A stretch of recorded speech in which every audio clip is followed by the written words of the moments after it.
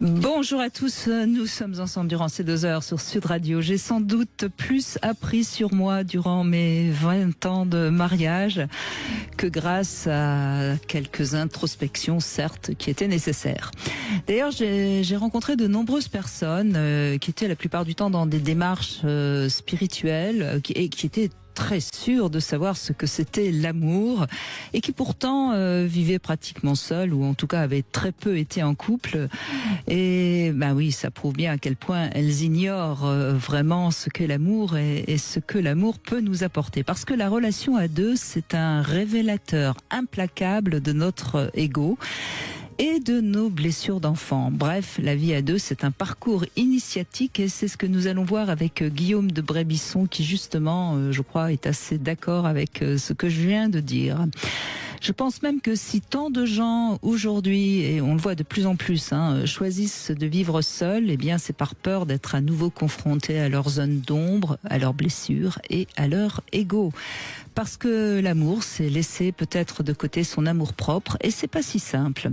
En tout cas, je vous propose qu'on en parle ensemble et pourquoi pas venez nous raconter ce que la vie à deux vous a fait découvrir sur vous-même. Et pour ça, vous nous appelez au 0826 300 300. Bonjour Guillaume de Brébisson. Bonjour Brigitte. Merci d'être avec nous. Vous êtes thérapeute, sexothérapeute également et vous travaillez beaucoup aussi sur les couples et vous faites des stages d'ailleurs avec des couples. Vous êtes également l'auteur de différents livres dont S'épanouir, un joli titre d'ailleurs. Et le dernier vient de sortir. Je fais le bilan de mon couple. On peut le trouver sur Amazon ou alors directement sur votre site l'université de l'amour, universitédelamour.fr. Est-ce que vous êtes d'accord avec ce que je viens de dire? Oui, tout à fait. C'est vraiment tout à fait, je crois, le sujet. Il y a deux manières de devenir sage. Il y en a une qui est d'aller se planquer sur une montagne et de jeûner toute la journée dans la position du lotus. Et là, on est tranquille parce qu'on n'a pas de relation, donc on n'est pas tellement confronté au miroir. L'autre manière, c'est de fonder un couple et d'essayer que ce couple soit le plus conscient possible. Parce qu'effectivement, c'est dans le quotidien, dans les frottements multiples et variés qui sont le lot de la vie de couple, et parfois aussi dans des crises ou dans des épreuves qu'on peut être amené à traverser ensemble quand on est dans un couple de longue durée, que on va se révéler et d'abord se révéler à soi-même. Et cette révélation, elle a des aspects parfois agréables et d'autres beaucoup moins. Je crois que c'est vraiment le propre de l'initiation. L'initiation, ça me fait penser à ce que Joseph Campbell, qui a beaucoup étudié la question des héros et des mythes, disait du héros. Et Joseph Campbell, il écrivait « Un héros s'aventure à quitter le monde du quotidien pour un territoire aux prodiges surnaturels. Il y rencontre des forces fabuleuses et il remporte une victoire décisive. Le héros revient de cette mystérieuse aventure avec la faculté de conférer des pouvoirs à son prochain. » Eh bien, je pense que le héros, c'est vous, c'est moi, c'est tous nos auditeurs. Et l'aventure formidable, c'est celle du couple, dans laquelle on va justement aller découvrir ses propres pouvoirs et aussi ceux de son conjoint, qui sont parfois opposés aux nôtres. Voilà, c'est un vrai travail. On parle toujours de la lutte de pouvoir qui survient après la phase passionnelle, romantique de la rencontre. Moi, j'aime bien dire que c'est un combat d'ego. Parce que notre ego, pas l'égalité. Oui. Parce qu'en fait, il y a la question toujours pareille. L'ego, c'est beaucoup d'amour propre. On est bien d'accord. Et en fait, quand on est confronté à l'autre, il faut accepter qu'il ne soit pas toujours d'accord avec nous. Il faut accepter que parfois ils disent quelque chose qui nous fait mal parce que ça touche une blessure d'enfant. Il faut accepter qu'ils nous déçoivent parce que c'est pas un être idéal qui va satisfaire tous nos besoins. Et tout ça, ça demande évidemment de devenir adulte, quoi. Oui, et puis ça nous force à nous voir par les yeux de l'autre. Et c'est parfois douloureux, mais c'est salutaire. Alors, dans la lutte de pouvoir, la question c'est est-ce que ce que je veux c'est gagner ou est-ce que ce que je veux c'est rester en relation? Et c'est un vrai sujet parce que parfois on a légitimement le désir de gagner. Mais gagner finalement, qu'est-ce que ça veut dire? ça veut dire réduire l'autre à néant, quelque part. Il y a comme une espèce de volonté de meurtre intérieure. En tout cas, c'est quelque chose qui a de l'ordre de la domination. Mais je crois quand même aussi, et c'est pour ça que je suis souvent assez tolérante et indulgente, je crois aussi que ça va dépendre de notre estime de nous-mêmes. Plus on a une estime de soi faible, plus on va être amené justement à se battre parce que on a besoin de se sentir aimé, on a besoin d'être valorisé. Et comme l'autre ne le fera jamais assez, on va finalement lui en vouloir et on va essayer de le rabaisser. J'aime bien cette image que m'avait expliqué Jean-Michel Ougourlian, qui a beaucoup travaillé sur le désir mimétique et qui disait, de toute façon, dans le couple, c'est toujours, vous savez, la balançoire des enfants où il y en a un qui monte et l'autre qui descend. Et c'est vrai que pour arriver à dépasser ce stade de la balançoire, ça demande beaucoup de maturité. Ça demande beaucoup de maturité. La maturité, c'est vraiment accepter de se regarder soi-même. Et ça, ça prend du temps. C'est long, tout simplement. Alors ça prend plus ou moins de temps, mais ça va dépendre, je pense, beaucoup de notre estime de soi et de notre confiance en soi. Peut-être aussi du sentiment de sécurité qu'on éprouve dans la relation. Oui, bien sûr, mais ça c'est la confiance. La confiance dans la relation, ça apporte la sécurité, oui. C'est ça. Oui. Donc voilà, on va voir ce qu'il nous raconte. Dans votre livre, je fais le bilan de mon couple. Vous parlez aussi des 4 besoins du couple. On va les rappeler, mais c'est important. Le besoin de sécurité, vous venez de le dire. Et c'est vrai que quand on est avec quelqu'un, si on se sent en insécurité pour quelque domaine que ce soit financier, que ce soit parce qu'il nous agresse, etc. C'est pas possible. Le besoin de connexion, bon, c'est la communication, et le fait de se sentir relié à l'autre, je suppose. Oui, et puis il y a plein de connexions différentes. C'est-à-dire qu'il peut y avoir une connexion spirituelle, il peut y avoir une connexion intellectuelle, une connexion artistique, une connexion en tout cas, physique, se retrouver l'un avec l'autre. De connexions différentes. Vous parlez aussi du besoin d'intimité, bon ça on n'a pas besoin de l'expliquer, et le besoin de soutien inconditionnel, c'est-à-dire que c'est un peu pareil que le besoin de sécurité, non ? Je trouve que c'est pas la même chose. Le besoin de soutien inconditionnel, pour moi, c'est j'ai besoin qu'il y ait quelque part dans le monde une personne qui me dise que j'ai raison, même quand j'ai tort. C'est l'exemple que je prends souvent en séance de thérapie de couple, c'est je veux pouvoir prendre une rue en sens interdit dans ma voiture et que ma femme me dise mais qu'est-ce qu'il fait le mec en face alors que c'est moi qui suis dans mon tort. Alors bien sûr, le soutien inconditionnel ne peut pas l'être totalement, et d'ailleurs il n'est pas bon qu'il le soit vraiment tout à fait, parce que si je vais braquer une banque, c'est peut-être bien que mon conjoint me dise non mais là t'as peut-être un petit peu exagéré. Mais on a besoin de sentir qu'on n'est pas tout seul, quoi, qu'on est soutenu par quelqu'un. Alors, j'entends ce que vous dites, parce qu'en effet, si on tombe vraiment très malade, on a besoin d'être sûr que l'autre sera là pour nous soutenir. De même que si on se retrouve en prison, on a besoin de savoir que l'autre viendra nous apporter des oranges, oui. Dans ce sens, j'entends ce que vous dites, oui. Mais aussi, quand on est dans une soirée avec des potes, et qu'il y en a un qui se met à nous mettre en boîte un peu comme ça pour rire, c'est bien que notre conjoint dise oui, non mais attends, je suis pas d'accord parce qu'il n'est pas comme ça ou elle n'est pas comme ça. Et au lieu de faire ce qui est très souvent le cas, c'est de rigoler avec les autres. Voilà. Oui. C'est intéressant, oui. Eh bien, vous venez nous raconter ce que vous a apporté le couple, comment il vous a aidé à vous redécouvrir ou à vous découvrir. On se retrouve un instant sur Sud Radio. Vous voulez parler à Brigitte Lahaie, 0826 300 300. 14h-16h, Brigitte Lahaie, Sud Radio. Guillaume de Brébisson est avec nous, sexothérapeute, et nous évoquons justement le couple. Bonjour Karen. Bonjour Brigitte, bonjour Guillaume. Bonjour, merci Karen. de m'accueillir. Je vous en prie, merci de témoigner justement. Racontez-nous alors, qu'est-ce que ça vous a apporté, vous ? Alors deux choses. Il y a eu 2 périodes différentes, le premier couple et le deuxième. Et autant dans le premier, j'étais dans un amour absolu, limite amour maternel, et plus j'avançais, plus l'autre reculait. Et il y avait à la fois, oui, ce côté idéalisation, limite idolâtrer la personne. Donc si je peux résumer, vous vous êtes oublié dans le premier couple. Complètement. D'accord, on est d'accord.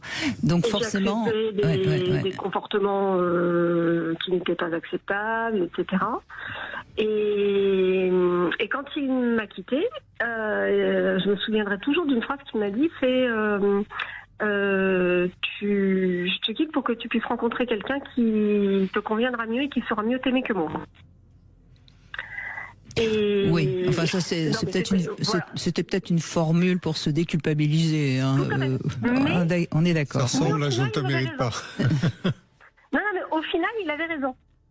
Et c'est vrai que le couple dans lequel je suis actuellement n'a plus rien à voir. Alors moi, je suis complètement différente parce que j'ai l'expérience que j'ai et parce que il y a des choses qui me convenaient pas, mais j'étais tellement amoureuse que je laissais passer. Chose que je ne fais plus aujourd'hui. Et en fait, ça permet d'être dans un couple beaucoup plus équilibré et beaucoup plus...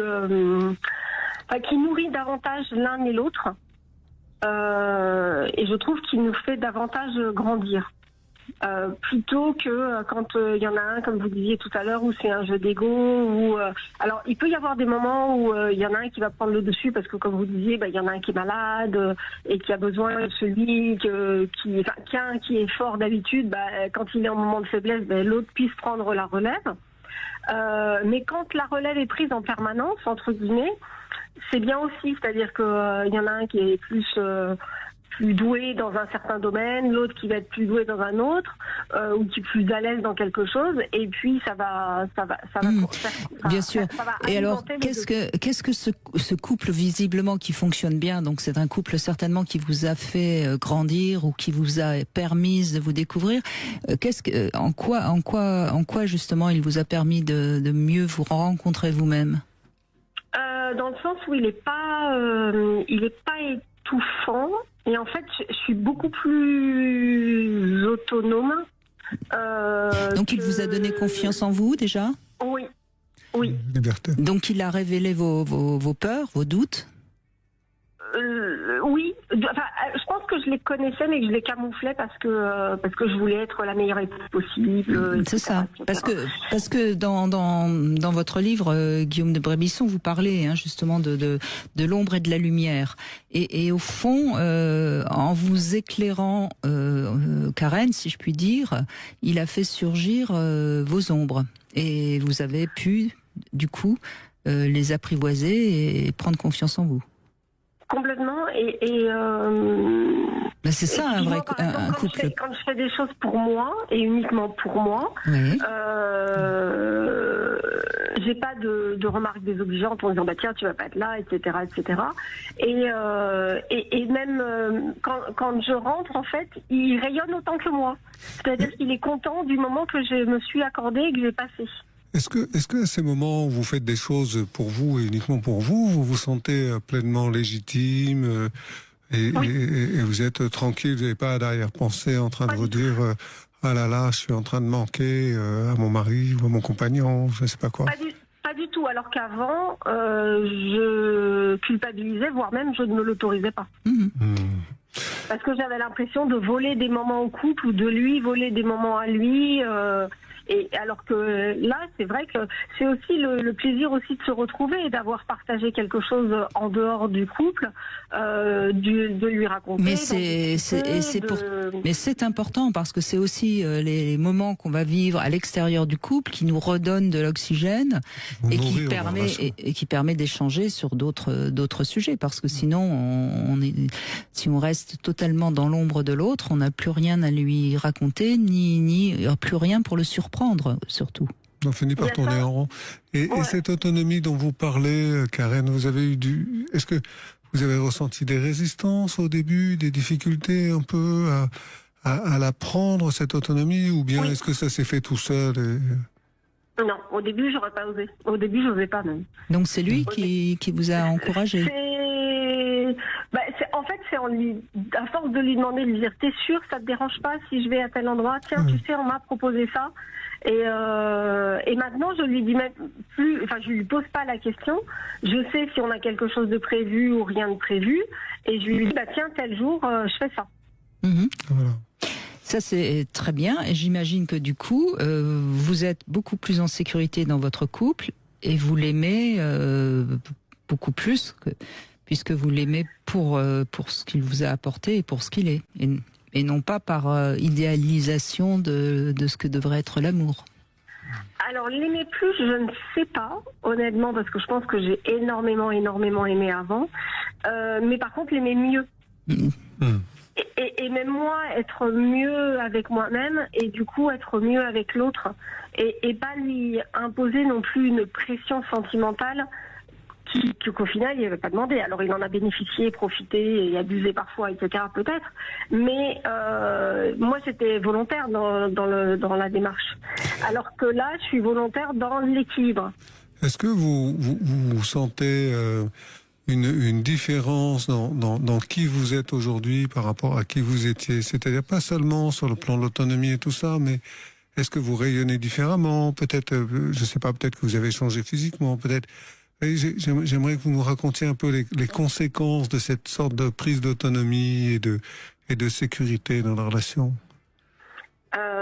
Alors, moi, j'en ai pris conscience, mais après. Et en fait, ce sont mes amis qui en ont pris conscience avant moi. Voilà. Et en fait, quand on s'est séparés, une amie, enfin, ma meilleure amie qui m'a dit, je t'ai vu au cours des années, parce qu'elle m'avait connue avant. Et elle m'a vu au cours des années, et ça a duré quand même plus de 20 ans, pas 20 ans, et elle m'a dit, je t'ai vu t'éteindre. Voilà. Et elle dit, là, tu reprends, tu revis et tu redeviens rayonnante. C'est ça que je voulais vous entendre dire. Très bien. Et alors, juste une petite question pour aider ceux qui nous écoutent peut-être à réagir aussi par rapport à eux-mêmes. Quelle est la petite chose peut-être que là où l'a appuyé, qui a fait un petit peu mal, mais que vous avez pu découvrir et peut-être justement guérir?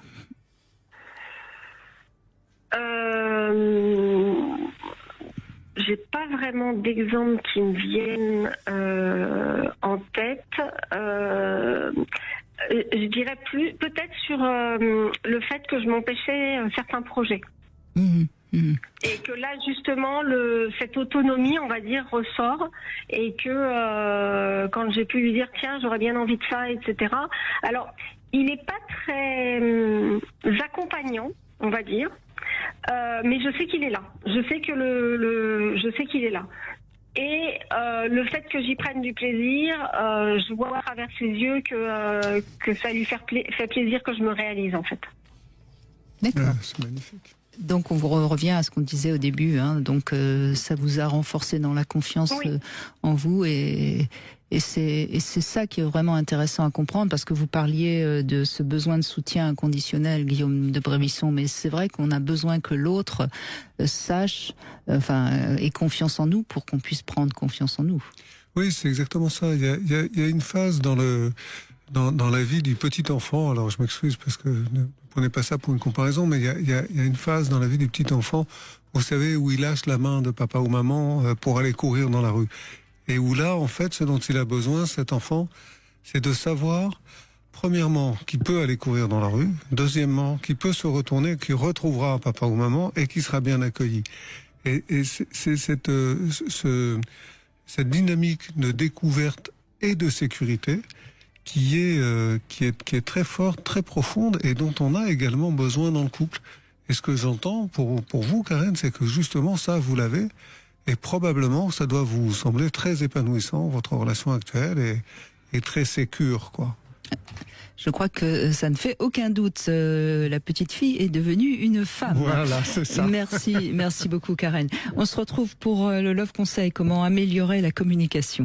Aujourd'hui, avec Guillaume de Brébisson, nous parlons de la vie à deux. Un véritable parcours initiatique qui nous permet de mieux nous découvrir. Venez apporter votre témoignage au 08 126 300 300. 14h-16h, Brigitte Lahaie, Sud Radio. Brigitte Lahaie, Sud Radio, le Love Conseil. Eh bien, Guillaume de Brébisson, on va parler de la communication, comment l'améliorer, parce que c'est vrai, la vie à deux, c'est forcément de temps en temps conflictuel, on est forcément de temps en temps pas d'accord. C'est pas très grave. En revanche, si on ne sait pas communiquer, les petits conflits ne vont pas être évacués, et au fil du temps, il y a des rancœurs qui s'accumulent. Ça, vous le savez par cœur, vous le savez aussi bien, si ce n'est mieux que moi. Et la grave erreur consiste chez beaucoup de couples à confondre parler et communiquer. Parce que parler, raconter n'importe quoi, c'est pas communiquer. On peut parler beaucoup, c'est pas pour cela qu'on sera réellement en train de communiquer. La communication, ça consiste à être entendu et compris l'un et l'autre. Alors bien sûr, c'est tout aussi important d'écouter son partenaire et de s'assurer que l'on a compris ce qu'il avait à nous dire. Et je crois qu'il y a vraiment 4 règles dans la communication. Vous me direz si vous êtes d'accord ou pas. C'est pas parce que il nous aime qu'il nous comprend. Ou qu'on l'aime c'est même souvent parce qu'il nous aime qu'il ne nous comprend pas. Et c'est pas parce qu'on l'aime qu'on le comprend, hein, l'inverse c'est vrai. Mieux vaut dire ce que l'on ressent plutôt qu'imaginer ce que l'autre nous reçoit 5 sur 5. Oui, c'est essentiel. Voilà. Oser dire non quand une proposition ne nous convient pas et oser donner son point de vue, en d'autres termes, oser s'opposer, hein, c'est pas si simple. Super important. Et vérifier que votre message, surtout s'il est très important, qu'il a bien été reçu. Hein, l'accusé de réception. Et c'est souvent très compliqué cet aspect-là. Mais c'est pourtant les 4 règles qui, si elles sont respectées, en principe la communication est à peu près correcte. Normalement, oui, je suis tout à fait d'accord avec ces règles-là. Alors, effectivement, en thérapie de couple, je reçois beaucoup de couples qui me disent « mais on communique beaucoup ». Et peut-être qu'ils parlent, comme vous disiez tout à l'heure, mais ils ne se comprennent pas et souvent ils ne s'écoutent pas jusqu'au bout. Et je pense que vraiment la première règle, c'est de laisser l'autre finir sa phrase. Alors si mon épouse m'écoute, elle doit ricaner un petit peu parce que je la laisse pas toujours finir la sienne. Mais enfin, c'est ce qu'il faut faire. Laisser l'autre finir sa phrase. Et puis, comme vous venez de le dire, s'assurer qu'on a bien compris. Pour s'assurer qu'on a bien compris, il y a une chose toute simple qu'on pratique souvent en thérapie de couple, qui est de répéter. Bien sûr. Répéter. Ouais, ce que tu me dis, c'est donc que, et puis on reprend les mêmes mots dans le même ordre, c'est-à-dire que vraiment on répète.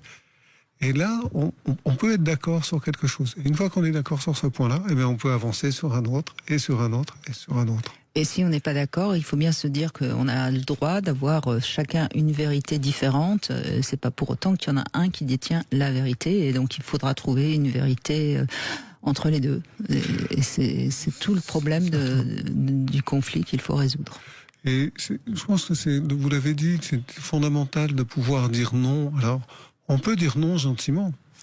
Non, c'est pas forcément. Mais on dit pas non à la personne, on dit non à la proposition. Non à la proposition. On est bien d'accord. Mais ne pas dire non, à l'inverse.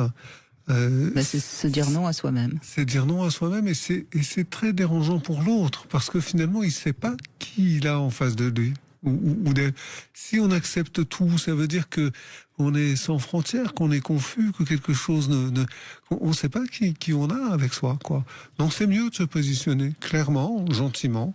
Et effectivement, sans pour autant rejeter l'autre. Voilà. Et si on ne sait pas accepter que l'autre nous dise non, il faut travailler sur ce qu'on appelle la frustration. Voilà. Là, il y a un petit travail à faire. Et un gros travail. Tatiana est avec nous. Bonjour. Oui, bonjour Brigitte. Bonjour Guillaume. Bonjour Tatiana. Donc vous êtes en couple. Je suis un peu émue de vous avoir. Oui. Oh, non, ça va très très bien se passer. Vous êtes en couple depuis 25 ans, c'est ça ? Oui, c'est ça. Depuis 25 ans, j'ai eu une première expérience de couple pendant 8 ans. Et là, maintenant, avec mon deuxième conjoint, ça fait 25 ans que nous sommes ensemble. Alors, je dis pas que ça n'a pas toujours été facile. Mais comme je dirais, on a su traverser les épreuves. Et je pense que notre couple nous fait grandir l'un et l'autre. On apprend chaque jour davantage sur soi. Et alors justement, qu'est-ce que vous avez appris sur vous ? Qu'est-ce que vous avez découvert dans ce couple qui vous a surpris sur vous-même ? Ce qui m'a surprise moi-même, ça m'a donné l'opportunité de travailler sur... de m'améliorer en fait davantage, de grandir, surtout d'améliorer ma maturité. Et ma communication. Je pense que c'était vraiment ça qui par moment pêchait dans qui nous a mis un peu en difficulté.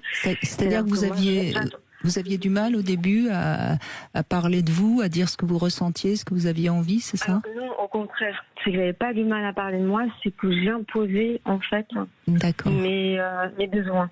C'est-à-dire que l'autre devait répondre en fait à mes propres besoins. D'accord, vous aviez vraiment besoin qu'il réponde à vos besoins. Oui, bien sûr. Voilà. Et j'attendais que ça soit effectivement qu'il vous répare. Mon conjoint qui me répare.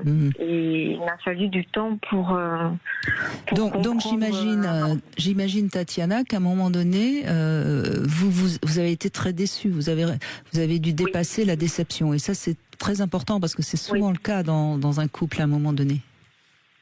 Oui, c'est exactement ce qui s'est passé. C'est comme il répondait pas forcément à mes besoins. J'ai perdu aussi un peu j'avais pas très confiance en moi. Et c'est avéré qu'à un moment donné, j'étais très certainement en colère et triste. Et quand quelqu'un s'est un petit peu plus intéressé à moi, j'ai un petit peu, je suis partie voir un peu ailleurs.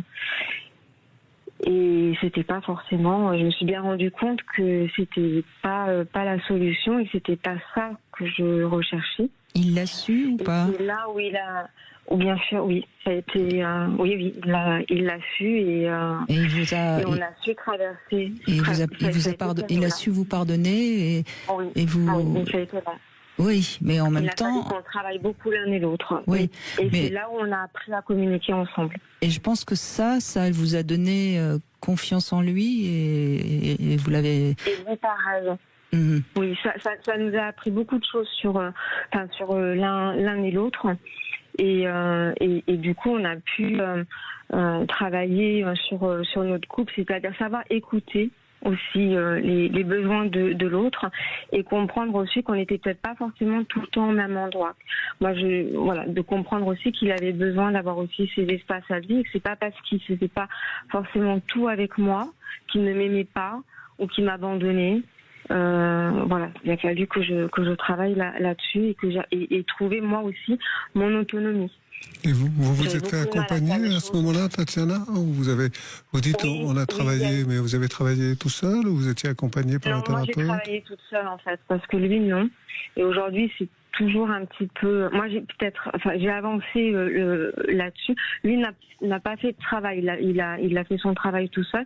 Mais moi j'ai eu ce besoin de me faire un petit peu accompagner pour comprendre qu'il avait besoin lui aussi, qu'en fait c'était pas un désamour lorsqu'il avait besoin d'être seul ou qu'il partageait pas forcément qu'il ne faisait pas les choses tout le temps avec moi.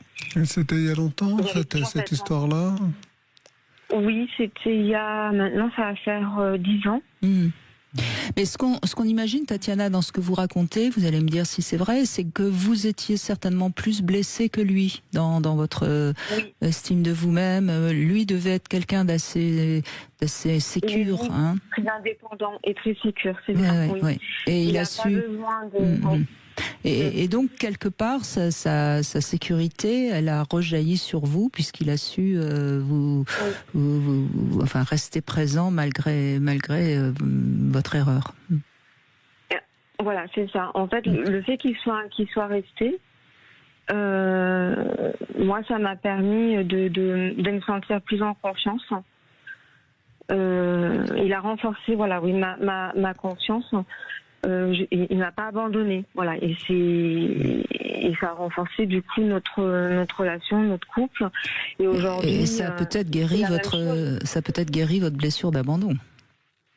Alors ça l'a guéri en partie. Oui, mais je sais que j'ai encore un petit peu de chemin à faire, parce que là aujourd'hui on traverse à nouveau une épreuve, alors puisqu'en fait on m'a déclaré un cancer du sein.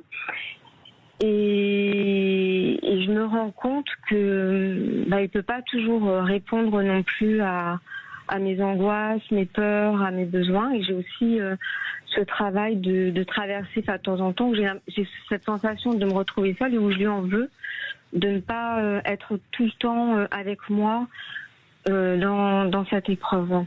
Mais c'est super que vous ayez eu la première épreuve il y a une dizaine d'années, parce que là, vous pouvez vraiment vous raccrocher à quelque chose que vous connaissez de vous-même et de lui, et vous souvenir qu'il vous a rechoisi en restant avec vous, et que très probablement, il lâche pas, et donc vous pouvez par moment, malgré tout, vous abandonner ou savoir que vous êtes en sécurité avec un homme qui vous aime pour de vrai, enfin, parce que c'est ça l'amour, c'est dépasser les épreuves ensemble, même quand on est remis en question par l'épreuve, et c'est ça qui est difficile.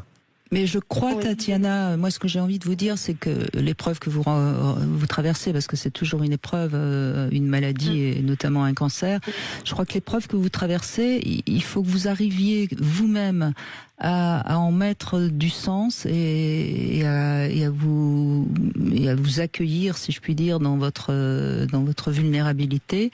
De manière à ce que vous n'ayez pas besoin de projeter votre angoisse sur l'autre. Parce qu'au fond, cette angoisse que peut-être il pourrait vous abandonner dans cette épreuve, c'est à mon avis une angoisse qui vient aussi de votre angoisse profonde, parce que quand on traverse cette épreuve, il y a forcément de l'angoisse. Oui, parce que ça remet en cause quand même sa féminité. Mais totalement, absolument. Et c'est là où c'est compliqué, parce qu'on perd les cheveux, parce que cancer du sein, c'est le sein, donc c'est aussi une part de ma féminité. Et le regard de l'autre et plus spécifiquement de mon conjoint, sur moi, sur mon corps. Je suis bien d'accord, mais je crois... Et sexuellement, c'est aussi, c'est pareil, ça remet aussi en cause une relation sexuelle, où c'est compliqué pour moi d'en avoir ou de lâcher prise, parce que je suis plus comme avant, quoi. J'ai pas mis que ça me dérange. Vous avez peur que votre compagnon vous quitte ou pas? Non, là, non. Et alors vous avez peur de quoi? De plus lui plaire ou qu'il ne vous regarde plus? Oui, c'est ça. Est-ce que vous le lui avez dit? À petite voix. Moi, je vous invite, quand vous pourrez, à le regarder bien dans les yeux un soir ou un moment où vous êtes bien tous les deux ensemble, et à lui dire, tu sais, j'ai peur que tu ne me regardes plus comme avant, ou j'ai peur que tu m'aimes moins, enfin, avec vos mots à vous, ou avec votre peur à vous. Mais je crois que c'est très important que vous puissiez exprimer votre peur très simplement, et puis écoutez ce qu'il a à vous dire à ce sujet-là. Et puis Tatiana, de toute façon, c'est une épreuve qui fait que vous ne serez plus la même. Dans le sens où, de toute façon, on en ressort différente. Et parfois beaucoup mieux. Et ça, c'est ce que je dis, c'est que je dis il y aura un avant et un après, mais ça ne sera plus jamais comme avant. Absolument. Et je crois que c'est douloureux de dire ça, parce que autant je vois pas encore forcément le côté positif quand je dis ça. C'est pour moi, je le dis avec regret. Ce avant, pour le moment, il y a quand même ça résonne en regret, en fait. J'aimerais pouvoir récupérer ma vie d'avant. Non, mais Tatiana, quoi qu'il en soit, quelle que soit la force qu'on a, le futur, quand il faut renoncer à ce qui était avant, il est toujours angoissant. Quel que soit, que ce soit parce que c'est la ménopause, que ce soit parce qu'on traverse une rupture, parce qu'on traverse une maladie, c'est toujours angoissant de se dire je ne serai plus ce que je suis. Donc c'est normal ce que vous traversez, et c'est bien de pouvoir l'exprimer. Donc je pense que vous avez la possibilité de vous en sortir mieux, parce que vous avez su le dire. Et vous avez déjà vécu quelque chose comme ça. Donc en fait, faites-vous confiance. Vous allez traverser ça très bien. Je pense que, comme le dit Brigitte, je pense que peut-être une idée, ce serait de lâcher l'idée que vous faisiez de vous-même autrefois, parce que le changement, il est déjà là. Vous avez déjà changé, vous n'êtes déjà plus la personne d'hier ou d'avant-hier. Merci en tout cas. Merci beaucoup, Tatiana. Au revoir, Tatiana. Et bon Merci. courage. Merci. Bon courage à vous. On fait une petite pause et on se retrouve dans un instant sur Sud Radio 0826 300 300. À tout de suite. Vous voulez parler à Brigitte Lahaie 0826 300 300. 14h-16h, Brigitte Lahaie, Sud Radio. Guillaume de Brébisson est avec nous, sexothérapeute, et je rappelle également qu'on peut trouver votre livre « Je fais le bilan de mon couple » sur Amazon ou aux éditions de l'Université de l'Amour, donc sur le site universitédelamour.fr. Qu'est-ce que nous apporte le couple? Comment il nous aide à grandir? C'est ce que l'on voit aujourd'hui, et on va voir avec Flora ce qui s'est passé pour elle. Bonjour Flora. Bonjour Brigitte, bonjour Guillaume. Bonjour Florent. Alors, moi j'ai la cinquantaine aujourd'hui, je suis avec mon mari depuis l'âge de 20 ans, donc on a fait famille, avec plein de projets au départ, voilà, donc du coup on a évolué ensemble avec des projets similaires au départ. Après les enfants ont fait que, après être devenu couple, on est devenu parents, donc les choses aussi ont bougé, le positionnement aussi, on partage, on devient moins égoïste, on se projette. Alors ça, différemment. est-ce que c'est d'être parent qui rend moins égoïste ou le couple? C'est peut-être d'être parent, non? Oui, voilà, c'est ça. Plutôt, D'être parent d'abord. Oui, oui, tout à fait. Du coup, on pense on pense pour les autres, on est moins autocentré. Et c'est ce qui est très bien aussi, ça nous ouvre aux autres. Voilà, après les difficultés, le chômage. Alors, est-ce que justement, quand vous êtes devenu parent, est-ce que ça a amélioré la communication ou ça a au contraire renforcé les conflits? Parce que ça, c'est une étape qui peut apporter l'un ou l'autre. Oui, non, au contraire, on était tellement heureux que finalement on a tout mis sur cet enfant, c'est le premier en plus, donc du coup c'était une fierté pour nous, c'était un accomplissement aussi. D'accord, donc ça a renforcé le couple. Complètement, avec plein de projections, voilà. Du coup, j'ai eu cet enfant, mon fils a été malade, on a suspecté une méningite. Du coup, tout a été revu et repensé, c'est-à-dire toutes les projections qu'on avait, les priorités de faire des travaux dans cette maison qui faisait famille. Du coup, ça nous a recentré sur d'être ensemble, de profiter au maximum. Voilà. Ça fait Donc l'épreuve vous a également rapproché, si j'entends bien. Oui, exactement. Et on a revu nos valeurs aussi. On a revu nos priorités. Voilà. Par la suite, moi, j'ai été licenciée. Donc là, ça a été très très compliqué parce que ça a été soudain. Je me sentais en insécurité. Bien sûr. Et mon mari n'a pas trop été à l'écoute à ce moment-là parce que dans les travaux de la maison, malgré tout, il continue d'avancer lui et puis moi j'étais freinée des quatre fers et du coup je me suis mise à douter de moi. J'ai priorisé d'autant plus les enfants, donc je me suis un peu éteinte, effacée aussi. Du coup j'ai pris un congé parental et je me suis un petit peu endormie. Et je n'ai plus existé professionnellement parlant. Voilà. Et vous est-ce que vous en avez voulu à votre conjoint de pas se rendre compte justement de ce qui vous arrivait ou est-ce que vous êtes renfermé? Qu'est-ce que ça a provoqué? Oui, alors du coup, pour pas trop penser, je me suis moi aussi mise à faire des travaux de manière à être utile quelque part. Voilà. Parce que j'étais commerciale, je passais d'un travail où j'étais très sollicitée, très convoitée, à plus rien quoi. Tu es là, tu vas le faire parce que tu travailles pas toi. Du coup voilà. Donc pour moi ça a été très compliqué. Oui, mais justement, j'entends bien. C'est difficile parce que vous étiez hyper active. Tout d'un coup, vous êtes sur la touche. Mais qu'est-ce que vous avez ressenti vis-à-vis de lui par rapport au fait qu'il ne s'en est pas tellement rendu compte? Mais peut-être que vous ne lui avez peut-être pas beaucoup expliqué à quel point vous vous sentiez sur la touche. Oui, aussi, c'est vrai. Ça c'est vrai parce que j'en ai voulu et du coup je l'ai pas verbalisé non plus, hein, donc c'est pour ça que ça je l'ai gardé au fond de moi, voilà. Et j'ai continué tant et si bien qu'après par la suite j'ai fait des formations et on m'a dit vous êtes en colère madame, vous comment vous allez faire avec 2 enfants en bas âge pour intégrer cette formation, et du coup je me suis dit mais c'est là ou jamais quoi, donc j'ai dit non écoutez ils ont jamais mangé de boîte en conserve de conserve, justement maintenant la vie va changer, ils vont fonctionner autrement et ils ont été très surpris parce que je voulais m'affirmer et me dire que c'était possible, les autres le faisaient, voilà.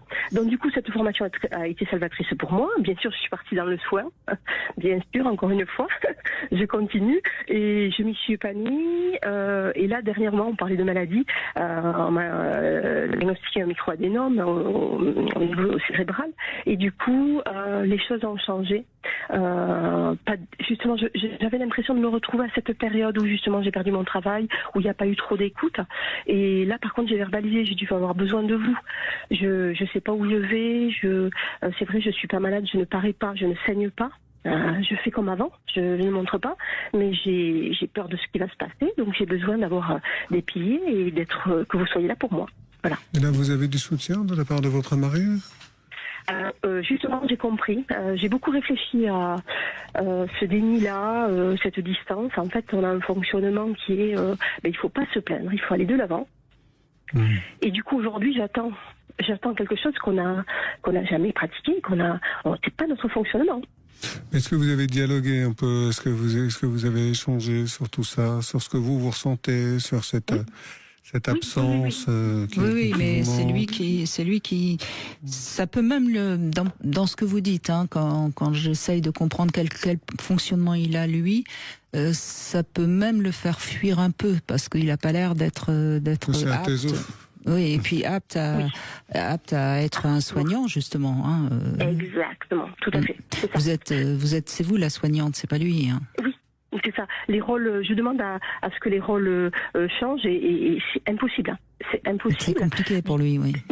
Voilà. Donc, je sais qu'il questionne son environnement, ses amis, sans m'en parler. Donc, je pense que il sait pas trop comment faire. Hein. Je pense qu'il serait bien, Flora, que vous compreniez ça et que vous lui demandiez de l'aide autrement. C'est-à-dire que moi, j'entends bien et je crois que sur un plan symbolique, c'est essentiel qu'il vous apporte de l'aide, mais il pourrait vous apporter de l'aide autrement. Par exemple, des services rendus par rapport vous voyez, où vous achetez par exemple quelque chose de très très confortable pour que vous puissiez mieux vous reposer quand vous êtes dans le canapé. Enfin, vous voyez, des choses très concrètes, qu'il ait comme ça le sentiment qu'il fait quelque chose pour vous, parce que je pense qu'il vous aime, vous êtes un couple qui fonctionne bien, mais comme ça, il aura le sentiment de vous aider, mais il peut pas vous aider, je pense, en tant que soignant, quoi. Il me semble que c'est important et vous avez besoin, parce que maintenant vous avez su l'exprimer, donc vous avez besoin qu'il y ait du répondant à ce que vous avez demandé. Oui. Et je vois les enfants, c'est pareil, ils ne sont pas dans ça. Et je pense que je ne supporterai pas qu'on me demande tous les jours comment tu vas. Non, bien sûr. Voilà. Alors, vous avez besoin d'identifier en fait les besoins que vous avez précisément, c'est-à-dire de vraiment faire ce travail d'identification de ce qui est nécessaire pour vous et ce qui vous fait du bien, et ensuite de faire des demandes précises. Et ça, en soi, ça va vous faire grandir, en fait. Oui, alors après, c'est vrai que moi je chemine énormément, j'étais pas du tout dans ça, dans la maladie, bien que je la côtoyais au quotidien, et du coup, ça m'a fait me projeter autrement, c'est-à-dire la maison, pour moi c'était super important, ça faisait famille, et aujourd'hui je me dis, c'est quoi, c'est qu'un morceau de pierre, du coup, la priorité c'est toi, c'est ta santé, c'est tu peux vivre autrement, et moi aussi ça m'a fait bouger aussi beaucoup, hein, sur les projections, et je leur ai dit, moi je vais avoir besoin de vous, si je suis pas accompagnée, je sais pas si je vais continuer, je pourrais pas, comment dire, moi je préfère être seule, entre guillemets, que mal accompagnée. Oui, mais dire j'ai besoin de vous, c'est très bien, et je pense que c'est nouveau de votre part. Mais au-delà de j'ai besoin de vous, je crois que c'est important de dire comment, de quoi vous avez besoin précisément. J'ai besoin, comme le disait Brigitte à l'instant, j'ai besoin d'un fauteuil ou j'ai besoin de quelque chose, quoi. Et puis si vous avez besoin d'être écouté, ce que je peux tout à fait comprendre, et de communiquer, je pense qu'à ce moment-là, il faut aller chercher de l'aide à l'extérieur du couple, évidemment. C'est ça aussi qu'il faut comprendre, c'est qu'est-ce que l'autre peut nous apporter dans les besoins essentiels qu'on a, et s'il y a des besoins essentiels qu'il ne peut pas nous apporter, il y a toujours moyen de trouver à l'extérieur du couple cette possibilité-là. On va se quitter le temps des infos. En tout cas, merci beaucoup Flora de votre appel. Et puis on se retrouve après les infos, bien sûr. Aujourd'hui, avec Guillaume de Brébisson, nous évoquons ce que nous apporte la vie à deux et en quoi elle nous aide à grandir et à mieux nous découvrir. Vous souhaitez réagir? Appelez-nous 0826 300 300. 14h-16h, Brigitte Lahaie, Sud Radio. 14h-16h, Brigitte Lahaie, Sud Radio. Nous sommes avec Guillaume de Brébisson aujourd'hui et on fait un peu le bilan du couple, ou plus exactement, on essaye de comprendre en quoi le couple nous permet de nous découvrir. J'aime bien cette expression, c'est un parcours initiatique. Et oui, entre le moment où on démarre une histoire et 10 ans, 20 ans après, eh bien, on évolue. En général, en mieux, hein. Sinon le couple ne dure pas de toute façon, hein. S'il y a vraiment trop de difficultés, en général Il y a aussi des couples autodestructeurs, hein, mais effectivement, heureusement, en général, soit on fait du surplace, soit on évolue pour le mieux. Et puis on a plein d'occasions qui se présentent à nous pour ça. Et je crois qu'il y a toujours un moment, et parfois c'est très longtemps après avoir débuté l'histoire, où il y a une remise en question profonde de finalement qu'est-ce que je fais avec cet homme, avec cette femme, qu'est-ce que j'y trouve, pourquoi ça me fait mal et d'où ça vient tout ça, quoi. C'est toutes les questions qu'on peut se poser et qu'on peut d'ailleurs trouver les réponses dans ce livre que vous avez sorti. Je fais le bilan de mon couple aux éditions universitédelamour.fr. On continue avec Karine qui est avec nous. Bonjour Karine, merci de prendre la parole. Brigitte. Bonjour Karine. Bonjour Brigitte, bonjour Guillaume. Alors moi j'ai 56 ans, mon mari fait 50 ans là cet été. Alors actuellement je suis en maladie suite à un problème, j'en avais évoqué une rémission, un problème de marche. Donc il s'est trouvé que je suis arrêtée maintenant depuis 4 mois. Donc il y a eu une remise en question parce que financièrement déjà ça change la donne. Oui, c'est un sujet aussi important, hein, l'argent dans le couple. Ah, complètement. C'est un sujet important. Et puis une prise de conscience comme quoi, quand il y en a un qui est plus affaibli que l'autre, la machine s'enraille et puis il faut réfléchir à d'autres solutions, à une autre façon de faire, à une autre façon de penser. Et c'est là qu'on s'est retrouvés pieds au mur parce qu'en fait, je me suis moi personnellement rendu compte qu'on marchait tous les deux. Chacun son boulot, chacun son salaire, les parties communes, et après dès qu'il faut commencer à parler projet, etc. Et là ça coince parce que en ce moment c'est en stand-by. Donc ça a été très difficile à supporter par mon mari. Et puis aussi le fait que j'ai besoin qu'on m'aide pour me déplacer, que des fois il faut être un peu plus gentil avec moi, il faut être un peu plus à l'écoute. Donc là, ça a été une remise en question et je suis très heureuse que on ait pu faire cette remise en question et que j'ai suite à une bonne conversation, je me suis rendu compte que il s'est enfin rendu compte que j'avais besoin de lui et là maintenant j'ai le retour. Donc en tout cas, et des échanges quoi. Oui, en tout cas vous semblez avoir su déjà exprimer vos besoins et ça c'est déjà un bon point parce que alors il a peut-être pas entendu tout de suite, mais visiblement vous avez su insister. Disons qu'à un moment donné, je suis tombée en pleurs et j'ai dit voilà quoi, c'est pas possible, j'ai besoin de toi, t'es là ou t'es pas là quoi, parce que dans ces cas-là, j'appelle ma famille, mes parents, et puis on décide de faire quelque chose, parce que je suis vraiment dans une position en ce moment très vulnérable, où chaque chose a une influence sur moi, c'est-à-dire au niveau émotionnel. Bien sûr. Donc j'avais besoin vraiment d'une épaule sur qui m'appuyer, et c'est là que je me suis dit, mais attends, j'ai un mari, ça lui joue ce rôle, est-ce qu'il va répondre présent ou pas? Et surprise, oui, et je suis agréablement surpris d'ailleurs. Il prend des décisions. Là, il y a eu la fête des mères. Il a invité mes enfants sans que j'ai besoin de m'en occuper.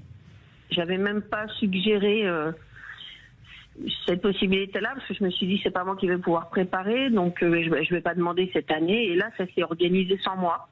Oui, donc il a pris l'initiative. Exactement, il a cuisiné, ça vous fait plaisir. Cuisinier. J'étais contente, si vous voulez, parce que là, je me suis dit, tiens, ils sont présents, ils répondent présents. J'ai trouvé ça chouette, ça m'a émue. Et j'ai vu que finalement, mon couple, il évolue. Après, avec dos et débat, comme beaucoup de monde. Hein. Et puis là, on a des projets. Vous voyez, on va aménager un van. On n'est pas les premiers. Je pense qu'il y a beaucoup de gens dans la cinquantaine qui font la même chose que nous. Donc là, c'est un projet qu'on met en place, là. Bon, ça va aller moins vite que prévu. Mais c'est indispensable pour qu'on ait un projet en commun, que, si vous voulez, le couple fonctionne et que ça avance, quoi. Non, c'est bien, vous continuez de vous projeter et vous avez initié, vous avez initié le dialogue, quoi. C'est-à-dire que maintenant que vous vous êtes parlé de manière approfondie, vous savez que vous pouvez le refaire éventuellement. C'est ça, mais c'est surtout que, si vous voulez, j'ai pu voir ces possibilités, parce que jusqu'à maintenant, je lui demandais jamais rien. Donc c'est vrai que si on est dans la vie de tous les jours, vous savez, monsieur Guillaume, on vit chaque jour. Et puis, on regarde son voisin, on partage le même lit, on partage autre chose aussi, heureusement, sinon il n'y aurait plus de couple. Mais je veux dire, on rentre pas forcément dans les fondamentaux, parce qu'on n'a pas le temps, les journées s'enchaînent, les week-ends, on les voit pas passer. Donc au final, on dialogue, mais pas tant que ça. On rentre pas vraiment. Et surtout, Karine, et votre témoignage me donne l'occasion d'insister sur ce point. Surtout, on pense qu'on n'a jamais tellement besoin de demander quelque chose à l'autre, parce que on est autonome, parce qu'on travaille, parce que et ça, je crois que c'est un peu une erreur, parce que quand on ose demander quelque chose à l'autre, non seulement on a généralement du répondant, parce que les hommes, si on leur demande quelque chose, ils ont envie de faire plaisir. Je suis assez positif. Oui. Non, mais je crois. Mais par contre, il faut leur demander, parce qu'ils n'ont pas toujours. Ça vient pas d'eux-mêmes.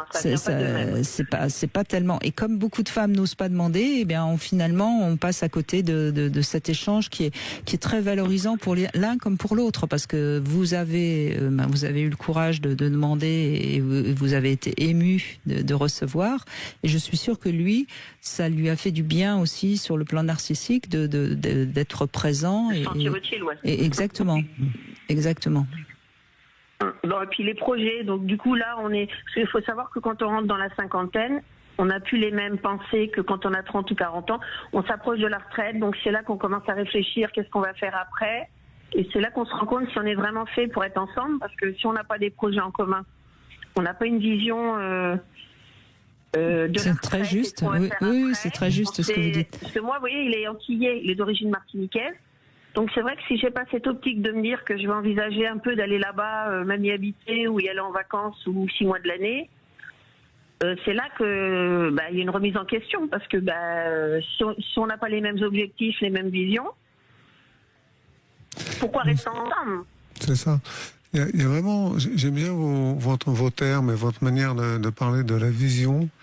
Moi, je vous invite, puisque vous avez ouvert le dialogue maintenant, à éventuellement prendre un petit temps tous les deux pour réfléchir ensemble. Ça serait quoi notre vision pour les 20 ans à venir, quoi, quelque chose comme ça? Ah, mais déjà, c'est ce qu'on a fait là. Justement, ah, formidable. Et alors?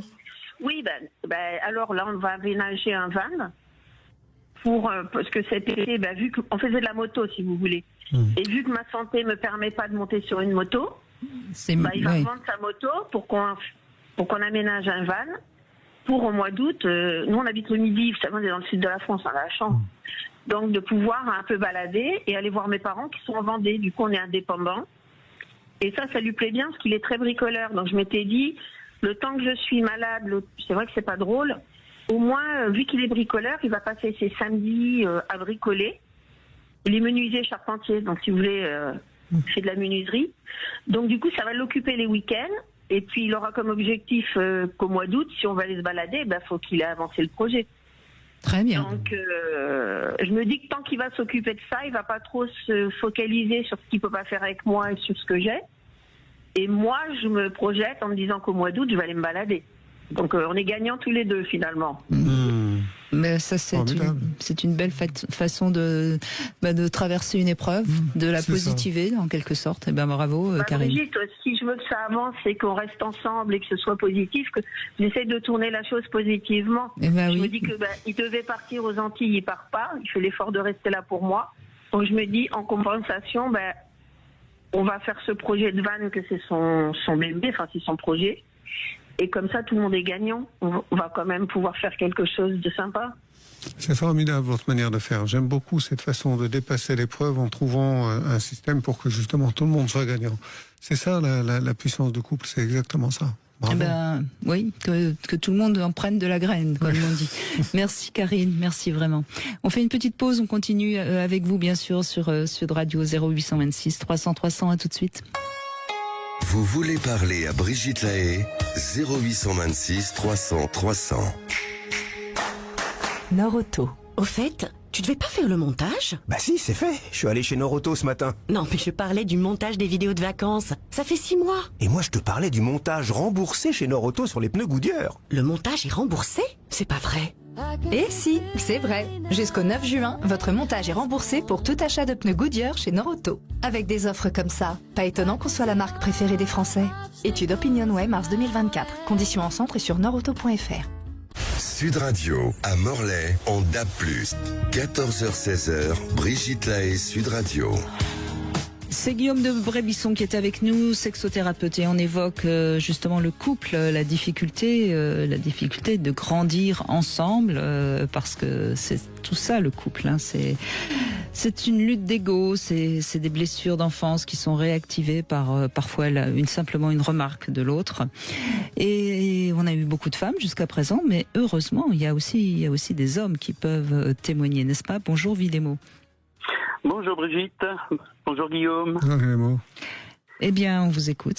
Qu'est-ce que vous avez découvert grâce au couple, vous, Vilemo? Eh bien, nous sommes un couple marié depuis le 9 août 1986, bientôt 39 ans, et mon épouse était issue d'un petit village du Portugal, et en ce temps-là, la virginité était nécessaire pour se marier. Les femmes le respectaient, mais pour moi aussi, ça fut une première. C'était ma première femme, ma première expérience. Et je l'avoue, ma nuit de noces a été un fiasco complet. Oui, mais c'est normal. Moi seule, elle trouvait du plaisir, elle n'a ressenti que de la douleur. Et on a mis ça sur le compte qu'elle perdait son hymen et que c'était ça qui faisait que ça se passait comme ça. Mais les jours passaient et elle ne ressentait toujours pas de plaisir. Elle a commencé à culpabiliser, elle a dit que ça venait d'elle, mais je l'ai rassurée tout de suite. Je lui ai dit non, le principal responsable c'est moi, parce que je ne me connaissais pas assez et je ne te connaissais pas assez. Il faut qu'on commence à se connaître davantage avant d'aller plus loin. Et je me suis dit, c'est que je n'étais pas un éjaculateur précoce, mais je n'étais pas assez endurant. Et là, j'ai remis en question tous mes principes et je me suis dit, il faut que je m'améliore dans les préliminaires. En tout cas, ce qui est formidable, c'est que dès le début, sur la sexualité, vous avez communiqué. Tout de suite. C'est assez exceptionnel quand même. Hein. Et puis l'homme qui se remet en question dès le début, c'est exceptionnel aussi. Ouais.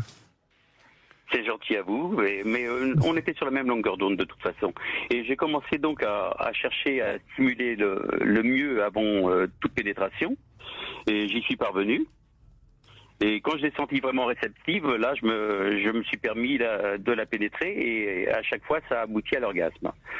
Il y avait certaines fois où ça bloquait, mais très rares fois. Mais je me suis pas contenté de ça. Au départ, c'était moi qui lui demandais de faire l'amour, mais depuis, c'est elle qui me le demande et j'en suis ravi. Alors c'est rigolo parce que là vous parlez beaucoup de sexualité, mais comment vous êtes découvert sur un plan de vos personnalités justement? D'abord, vous êtes marié parce que c'était un coup de foudre ou parce que vous étiez Ce fut un coup de foudre, mais je l'ai fréquenté pendant 2 ans. On se voyait pendant les grandes vacances, puisqu'elle était dans son village natal et moi je travaillais ici en France. Mais on a continué à se fréquenter par lettres et là, et on se revoyait, on passait le mois ensemble pendant 2 ans et on a fini par se marier. C'est rigolo parce que dans ces années-là, on pourrait penser que ça n'existait plus, mais ça existait encore. On s'écrivait déjà. Et alors, j'imagine donc vous l'épousez, vous êtes encore très très jeune, vous savez pas vraiment qui vous êtes, je suppose. Oui, et qu'est-ce que vous avez découvert sur vous-même grâce à elle? Mais justement, je ne pouvais pas la mettre en question elle, alors que c'était moi qui ne lui donnais pas ce qu'elle voulait. Non, mais je parle. Essayons d'élargir le sujet. Au-delà de la sexualité. Est-ce que vous vous êtes découvert, je sais pas moi, un peu plutôt généreux, plutôt radin, plutôt curieux, plutôt dominant, enfin, parce que c'est ça aussi. Non, je cherchais à trouver l'équilibre entre elle et moi, entre ce qu'elle voulait et ce que je pouvais lui donner. Et je l'ai analysé. Donc plutôt soumis finalement. C'est plutôt vous qui aviez envie de vous adapter à elle que le contraire. Mais oui, de toute façon, je ressentais toujours du plaisir quoi qu'il arrive. Donc il a fallu, c'est que je m'adapte afin de lui donner du plaisir en conséquence. J'ai cherché à lui donner beaucoup, mais j'ai récolté davantage. Donc vous avez découvert une personnalité très altruiste, si on veut utiliser un mot positif. Oui, mais elle était très ouverte à ce que je lui proposais. Et écoutez, quand un homme propose de ce qu'une femme a envie, je conçois qu'elle était très ouverte. Hein. Excusez-moi, elle aurait été bien difficile de ne pas être satisfaite. Oui, mais si vous voulez savoir plus, c'est que là, après, on parvenait à l'orgasme à chaque fois et c'était fortuit. Mais vous êtes un obsédé sexuel, Vidémo. Je vais vous dire une chose. Non, je ne suis pas obsédé sexuel. Mais vous parlez que de ça. Je suis. Bon, alors je vais vous dire, peut-être que vous allez me prendre pour un obsédé sexuel. Depuis tout petit, enfin depuis l'âge de 6-7 ans, j'ai commencé à me masturber. Et jamais je n'ai arrêté. Je n'ai jamais arrêté la masturbation. Et d'ailleurs, pour moi, si tous les hommes faisaient autant de masturbation que je ne le pratique, il y aurait moins de violence au monde. Et je suis très ouvert à la conversation. Je lui en ai parlé, je ne lui ai pas caché que je me masturbais, elle le sait très bien. Mais ça ne m'empêche pas de faire l'amour à chaque fois qu'elle me le demande. C'est-à-dire, je peux m'être masturbé dans l'heure, elle me demande et je suis réactif et je réponds à sa demande. Vous voyez ? Donc vous vous entretenez, c'est bien, c'est super. Oui, mais là, je me suis pas arrêté. J'avais déjà mon plaisir, elle avait son plaisir, j'ai voulu aller plus loin. Je crois qu'on n'arrivera pas à lui faire parler d'autre chose que de leur sexualité. C'est pas la peine. Ce que j'entends, c'est votre désir de satisfaire votre femme, quoi. C'était un désir d'être à son écoute, d'être avec elle, voilà. Et ça, je trouve ça très beau, c'est magnifique. Oui. Alors, j'imagine que si ça se manifestait comme ça dans votre sexualité, peut-être que ça se manifestait aussi dans d'autres aspects de votre vie, pas uniquement la sexualité. Mais on s'entend pour tout. On est vraiment à l'unisson dans tous nos rapports autres que le sexe. Nous faisons partie d'une association, nous allons régulièrement, on y danse les samedis soirs, les dimanches. Vous êtes un couple très, très fusionnel, sans doute. Oui. Mais vous avez rencontré des épreuves depuis 39 ans, j'imagine Bien sûr, il y a eu des petits moments de crise, on parlait de séparation, il y a eu notamment après avoir eu nos 2 enfants. Oui, bien sûr. Et mon métier, j'avais changé de branche et ça me prenait un peu plus. Je sortais tôt le matin, je rentrais tard le soir et là c'était dispute en rentrant parce que je rentrais fatigué, je prenais ma douche, je mangeais et je me couchais. Oui, elle n'existait pas assez à travers vos yeux à ce moment-là. En tout cas, c'est le sentiment qu'elle avait. Et vous avez réussi à dépasser tout ça ? Oh oui, tout à fait. Oui. Bon, formidable. Merci en tout cas, Vidémo, de votre témoignage. On va se quitter un court instant. On va se retrouver pour le Sexo Conseil. On va parler du CUNY, justement. Quelles sont les erreurs à ne pas faire ? 14h-16h, Brigitte Lahaie, Sud Radio. C'est Jean-Jacques Bourdin. Rendez-vous demain, 7h, pour le Grand Matin Sud Radio. Je poserai toutes les questions d'actualité à mes invités, même celles qui dérangent, évidemment. Brigitte Lahaie, Sud Radio, le sexe au conseil. Eh bien, on va aborder les erreurs lors d'un cunilingus. Guillaume de Brébisson, c'est le sexo-conseil du jour. Alors, je crois que la première erreur, c'est de vouloir faire un cuni alors que la situation ne s'y prête pas. Il faut d'abord être sûr que la femme est capable de débrancher, ça veut dire d'enlever les pensées parasites. Elle doit être libre, sans penser éventuellement aux tâches à accomplir. Donc, n'entreprenez pas un cuni une demi-heure avant que les invités arrivent, parce que là, je pense c'est une mauvaise idée, ça. Oui. On est d'accord, elle sera absolument pas apte à être réceptive. Et puis, je crois qu'il y a une chose qui est importante aussi. Je crois qu'il faut que la femme soit sûre que l'homme aime faire un cuni. Sinon, elle aura du mal à se laisser aller. Et ça, c'est peut-être une chose qui est importante. Si vous ne faites ça qu'à contre-cœur, c'est pas la peine de le faire. Prenez à ce moment-là peut-être un jouet et puis ça fera beaucoup mieux l'affaire. Et ensuite, il faut que la femme soit à l'aise dans son corps. Il y a des femmes qui sont très complexées, qui ont donc forcément plus de mal à jouir. Et donc là, à ce moment-là, on peut l'aider, par exemple, à rester un peu sous le drap si elle a des complexes avec son corps. Enfin, il y a des choses aussi à comprendre. Bon, une fois toutes ces précautions prises, eh bien, il faut se rappeler que lentement mais sûrement convient mieux que tout de suite, droit au but. C'est-à-dire qu'il ne faut pas aller se jeter sur le clitoris. Il faut plutôt d'abord aller aux alentours.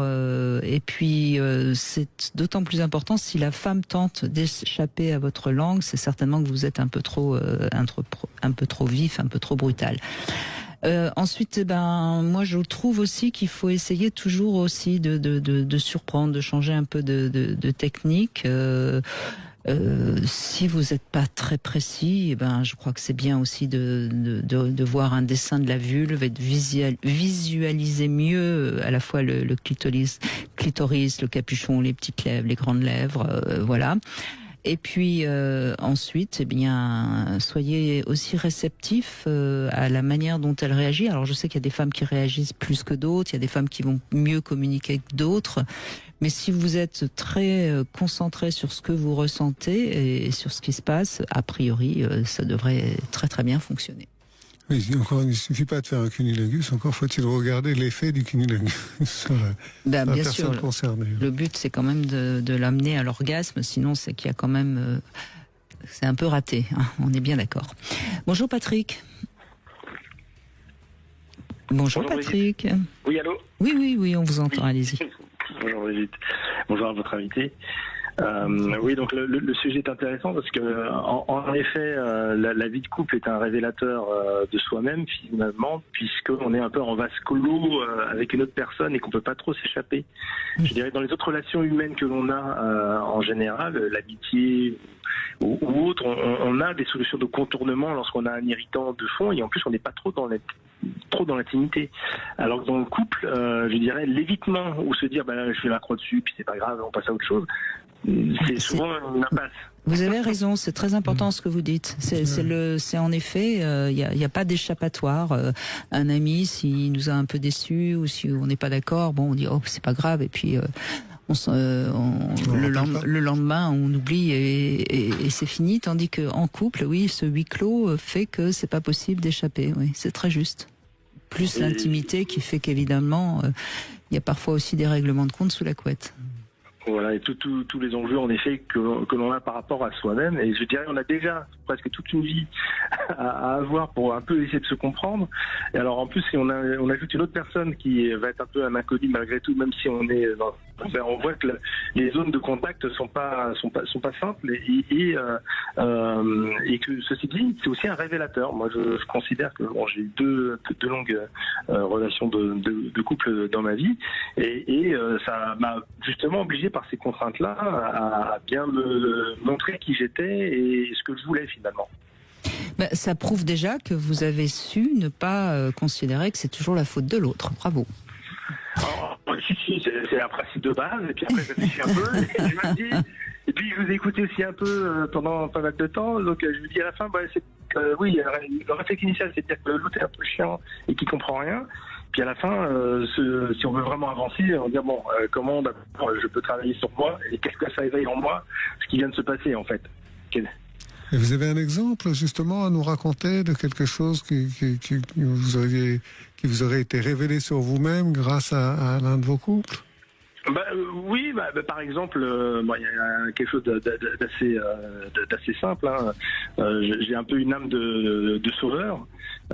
Donc quelque part ça c'est ma caractéristique et j'ai vu aussi dans ma précédente relation que c'était pas que positif d'être un sauveur pour soi-même et pour l'autre, et surtout de rester dans cette position, de toujours être celui qui va trouver la solution. Finalement ça n'avance pas pour de vrai, et chacun doit un peu rester à sa place, et donc ça a été aussi dans moi, ce que j'ai appris sur moi, c'est que le sauveur c'était pas que positif, c'était peut-être aussi une façon de vouloir avoir le pouvoir ou toujours le beau rôle, quelque part. Donc c'est intéressant. Et vous êtes moins sauveur maintenant? Non, je suis toujours très sauveur, mais justement, non, je pense que je suis toujours aussi accompagnant. Je travaille dans un secteur d'activité qui s'appelle l'assistance. Bon, oui, ça fait 30 ans que j'y suis, donc il y a des choses profondes. Par contre, je pense avoir gommé le côté de vouloir avoir le beau rôle ou de faire porter le chapeau à l'autre, finalement. Vous voyez, en disant que d'imposer des choses parfois par ce biais-là. Donc, non, je suis moins sauveur, et en tous les cas, ce qui est certain, c'est que dans mon couple actuel, lorsque on rentre sur ce terrain-là et que je pourrais prendre cette place-là, que je prends assez spontanément, je me suis beaucoup plus calme, et en tout cas, je prends beaucoup moins pour moi le problème posé par l'autre. Oui, c'est ça. Vous n'êtes pas. Vous ne sens pas responsable. C'est ça. Vous allez l'aider si elle vous demande de l'aide, mais vous n'allez pas lui imposer votre aide. Alors oui, c'est ça, et surtout, moi-même, parce que c'est aussi ça qui fait monter la sauce, c'est que je vais pas, si vraiment je prends un peu de recul, je dis tiens, mais c'est elle qui a un petit souci là-dessus, au-delà de dire c'est la faute de l'autre. Et donc c'est pas à moi de trouver la solution, ou d'aller là-dessus, ou de me sentir en cause. Et souvent ce qui se passe dans un couple, c'est que quand quelqu'un fait une remarque, tout de suite je me sens potentiellement remis en cause, critiqué entre guillemets. Alors que là maintenant, comme je suis plus dans cette position-là, ou un peu moins, ou que tu es à travail, eh bien si j'ai une réflexion de cette nature-là, je me sens moins attaqué et moins remis en cause. Dans ce cas-là, je peux rester beaucoup plus à distance. Et d'ailleurs, c'est intéressant ce que vous dites, parce que c'est exactement la problématique du couple, et qui n'est pas la problématique générale. Mais dans le couple, c'est vrai que dès que l'autre dit quelque chose, on se sent tout de suite concerné. Alors que c'est pas forcément le cas, mais c'est vraiment la problématique du couple. Comme s'il y avait une sorte de vase communicant immédiat, et quand l'autre parle, il parle forcément de moi, quoi. On est beaucoup sur la défensive dans le couple. Ouais. Et si vous voulez un exemple concret, par exemple, si ma compagne me dit qu'elle est fatiguée, qu'elle est un peu excédée, en ce moment c'est un peu compliqué, je vais potentiellement, immédiatement, instinctivement me dire moi aussi je fais beaucoup d'efforts, mais je peux pas en faire plus. Alors que je dirais la bonne posture, et d'ailleurs c'est ce qu'elle attend, c'est pas tellement que je trouve la solution, que je dis écoutez, je vais effacer tout ça, ou je vais trouver la solution pour résoudre, mais ça va déjà d'accueillir. Mais bien sûr, d'autant qu'elle dit pas ça pour vous critiquer parce que vous en faites pas assez, mais c'est comme ça que vous interprétez immédiatement. Sauf que là, dans ce que vous dites, visiblement, vous avez tout de suite aussi le recul pour vous dire oh là, calme-toi Patrick, elle est pas en train de me critiquer, elle est juste en train d'exprimer un ressenti qui ne la concerne qu'elle-même. Voilà. J'essaye. De temps en temps, j'y arrive pas. Hein. Ça prend plus de temps que j'aurais aimé. Mais c'est un grand progrès quand même. Même si vous n'arrivez qu'une fois sur deux, c'est un immense progrès par rapport à la plupart des partenaires de couple. Hein. C'est formidable de savoir laisser à l'autre son propre ressenti sans se sentir concerné, enfin remis en question en tout cas. Oui, parce que si on se sent systématiquement remis en question, et donc forcément on va un tout petit peu agresser l'autre, et puis l'autre du coup ne va plus parler de ses ressentis, et c'est comme ça que le fossé se creuse dans les couples. Hein. On finit par plus parler du tout. Alors, on est dans l'évitement, qui emmène dans une impasse. Mais votre exemple est très très très parlant, et malheureusement assez fréquent. Comme si dès que, mais ça c'est aussi le syndrome de vouloir être parfait pour l'autre. C'est même plus que d'être sauveur, c'est vouloir être absolument parfait pour l'autre. Être la personne idéale. Vous avez renoncé à être la personne idéale alors du coup, Patrick? Non, je pense pas être la personne idéale. Et le chemin que j'ai fait, si on peut faire un peu de littérature, vous avez dans un livre que j'aime beaucoup qui s'appelle La promesse de l'aube, un passage dans lequel l'auteur décrit tout l'amour qu'il a pour sa maman. Et je pense que quelque part j'ai fait le deuil de cette relation avec ma maman. Puis pour elle j'étais parfait. Mais j'étais parfait parce que j'étais enfant, parent et ça se passait très bien. Et qu'aujourd'hui que j'ai grandi, que je suis avec une compagne, je peux pas être parfait. Mais c'est vrai que ça a été long à faire le deuil ou en tout cas à grandir par rapport à ça. C'est-à-dire que vous quittez les projections, quoi. Vous vous rapprochez de plus en plus de la réalité, petit pas par petit pas. C'est bien, c'est super. Mais cela étant dit, quand on a eu la chance, visiblement c'est votre cas, Patrick, d'avoir été vu parfait par sa maman, en général ça donne déjà quand même une bonne estime de soi. Donc on part un petit peu plus tranquille dans le couple. Oui, mais il faut en faire le deuil de ça, de se dire que c'était une vision de l'esprit que j'avais en tant qu'enfant et que ce ne sera pas plus la vérité ou dans l'absolu. Donc ça demande un chemin. Oui, bien sûr, bien sûr. Bien sûr, mais ça veut dire qu'on a quand même une bonne estime de soi et que on va plus facilement pouvoir accepter la critique. Enfin, la remarque de l'autre, parce que très souvent c'est pas une critique, c'est pris comme une critique, mais c'est pas une critique. On va pouvoir accepter la remarque de l'autre sans que ça nous mette en colère ou que ça nous rende totalement détruits. Émotionnellement, ça donne des fondamentaux, on va dire. Ça, bien sûr. Il y a une sorte de régulation profonde chez moi là-dessus, bien sûr, qui est un pilier. Mais c'est la grande question, hein. L'homme a besoin d'être admiré. Alors est-ce que c'est parce qu'il a été admiré par sa maman ou est-ce que c'est dans sa nature? Moi je ne sais pas, mais c'est vrai que c'est ce qui... Peut-être que les hommes ne sont pas assez admirés par leur père aussi. Souvent pas assez mis en valeur par leur père. Qu'il y ait une rivalité entre le père et le fils, c'est normal. Hein. Comme il y a une rivalité entre la mère et la fille, hein, ça c'est normal. Parce que être père, c'est accepter que le fils, à un moment donné, prenne la place. Et ça, c'est quand même pas très simple. Hein, comme c'est pas très simple pour la mère d'accepter que la fille prenne la place. Hein. Bien sûr. Mais dans les hommes, en tout cas de ma génération, alors pour vous, Patrick, je sais pas. Mais beaucoup d'entre eux se sont construits dans le silence du père, quoi. Le père, il est là peut-être, mais il nous regarde, on n'est pas sûr, et finalement on se sent bien seul. Et ça peut créer, c'est pas systématique, mais ça peut créer une certaine fragilité masculine, quoi. Bon, non, mon père, lui, il était assez présent, même absent, parce qu'il était souvent à des travaux professionnels, mais il avait en tout cas symboliquement toute sa place, et on a eu une très belle relation globalement. Donc vous partiez quand même avec de bons atouts. Hein. Oui, c'est ça, une belle relation avec le père, une belle relation avec la mère. C'est pas étonnant qu'ensuite vous puissiez créer une belle relation avec votre compagne.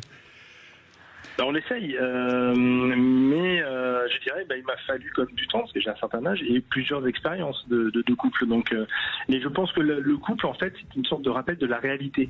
Je dis pas que quand on est célibataire, on n'est pas dans la réalité, mais on est plus fragmenté. C'est-à-dire d'être dans cette intimité avec l'autre pousse un peu dans les retranchements quelque part. Je suis complètement d'accord, Patrick, et c'est pour ça que c'est si compliqué de réussir à ne pas détruire le couple, parce que parfois c'est le couple qui trinque parce qu'on ne veut pas se voir tel que le miroir du couple nous le montre. Bien sûr. Le travail initiatique dont on parle depuis le début de cette émission, c'est exactement ça. Hein, c'est retrouver la réalité, lâcher les projections, lâcher les idées préconçues préalables, etc., etc. Hein. C'est ce travail que vous décrivez, que vous êtes en train de faire dans votre propre relation.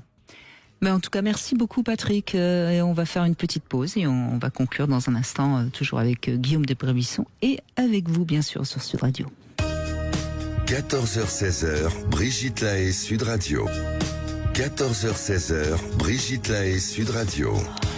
Et c'est Guillaume de Brébisson qui est avec nous et nous parlons du couple, l'aventure du couple. On aurait pu encore en parler pendant 2 heures. Et je rappelle que vous avez sorti ce guide pratique. Je fais le bilan de mon couple. On peut le trouver sur le site université-de-l'amour en un seul mot.fr. Fabienne, bonjour. Oui, bonjour Brigitte, bonjour Guillaume. Bonjour Fabienne. J'ai pris l'émission un peu en cours, donc j'espère que je ne vais pas me répéter les choses qui ont déjà été dites. Mais c'est pas grave, vous les direz avec vos mots à vous, Fabienne. On dit, voilà, vous savez. J'ai eu la fin donc avec Patrick, là, apparemment qui était un homme parfait, parce que j'ai compris. Et moi j'ai quitté justement, enfin c'était un commun accord parce qu'on voyait bien que ça n'allait pas. J'ai quand même pris la décision et c'était ce matin, en fait, on a discuté un petit moment, parce qu'en fait je le trouvais trop parfait et c'est compliqué, hein, la vie de couple. C'est vrai que c'est... Comment ça, vous le trouviez trop parfait, c'est-à-dire en fait, Si vous quittez les hommes parfaits... Il est toujours en train d'anticiper tout, et moi ça m'agace, parce que je suis quelqu'un de très dynamique, toujours autonome. Moi, ça a peut-être commencé, en fait, au départ, avec un premier couple, avec le père de mon fils, qui a commencé... Enfin, j'ai appris qu'il me trompait mon fils avait 4 mois. Et j'étais prévenue par la maîtresse.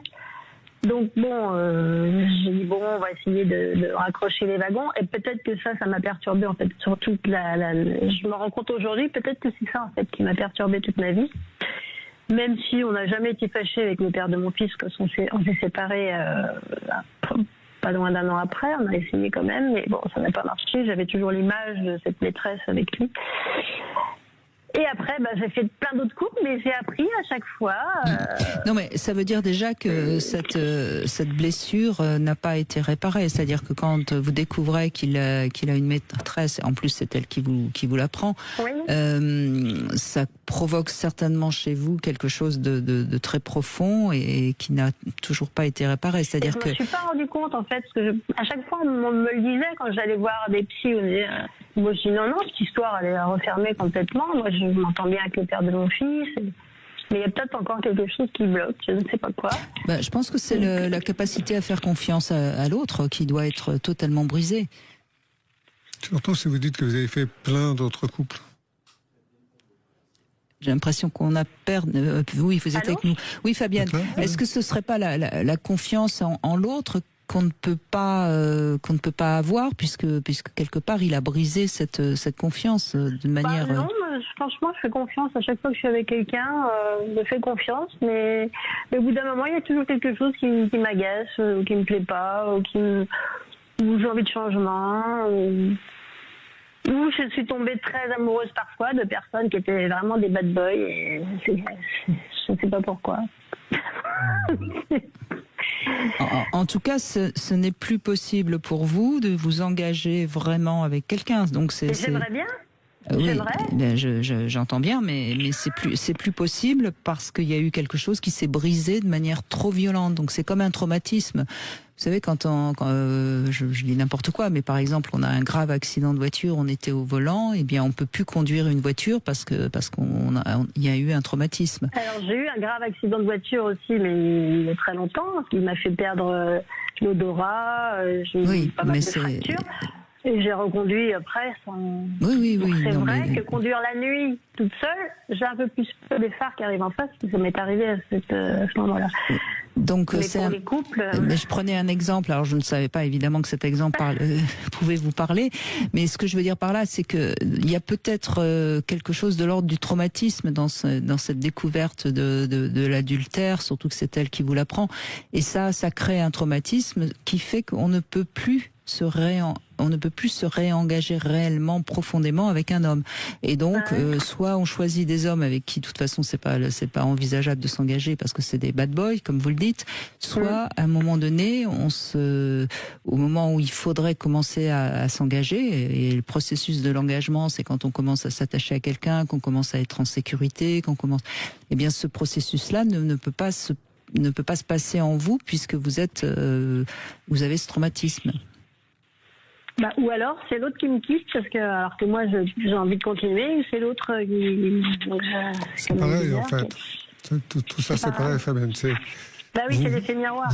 Oui, vous êtes mis en contact, vous choisissez ou vous êtes choisi par des hommes qui sont ceux avec lesquels une affaire ne peut pas durer. Mais ça va s'arrêter quand, l'histoire?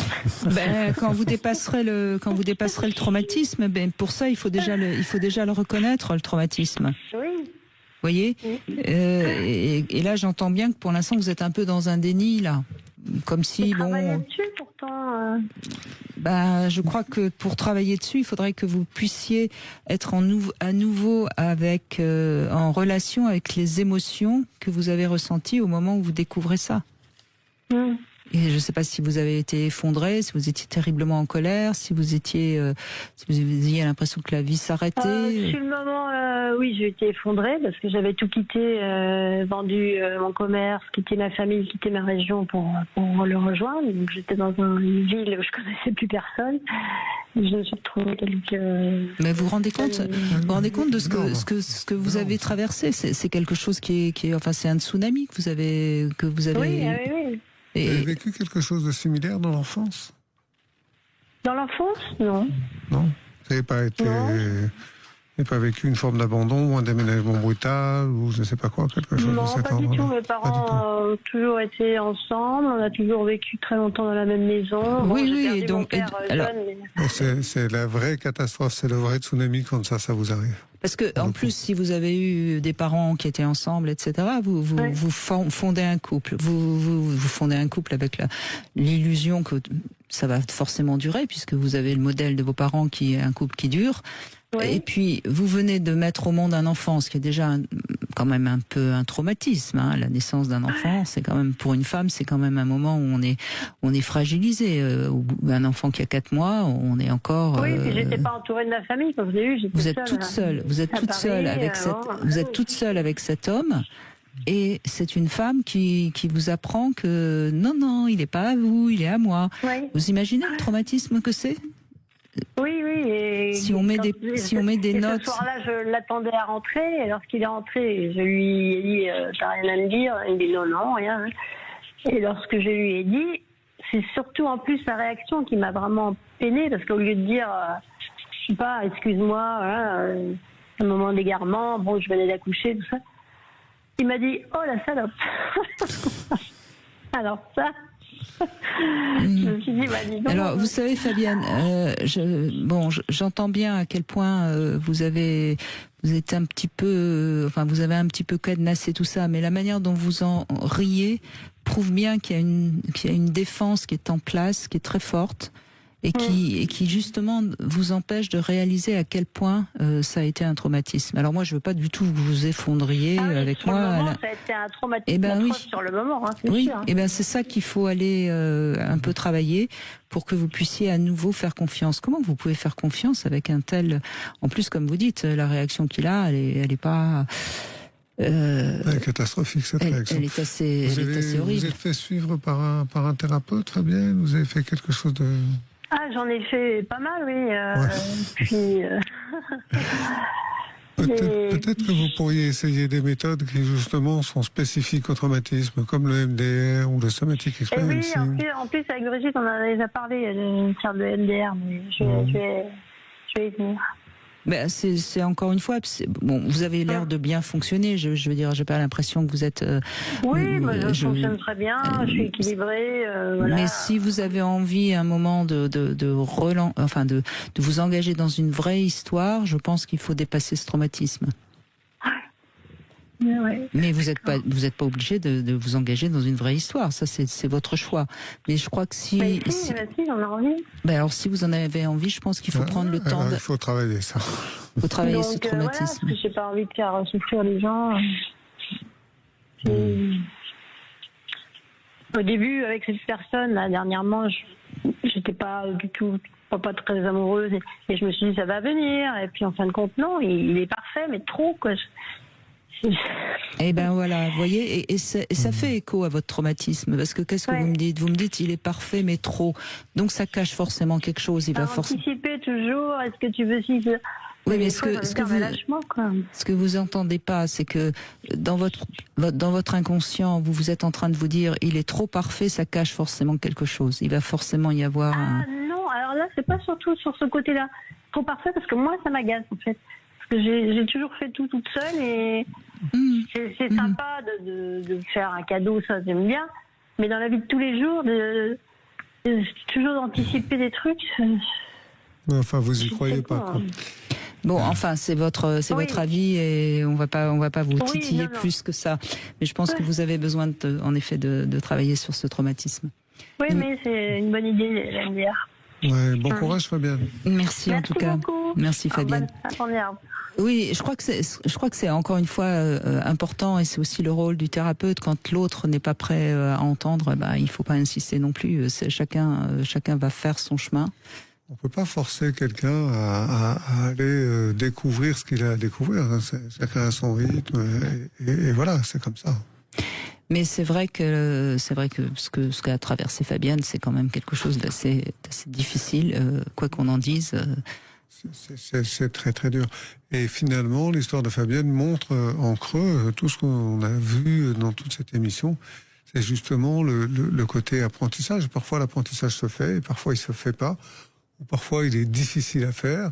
Là, on a un bel exemple, je trouve.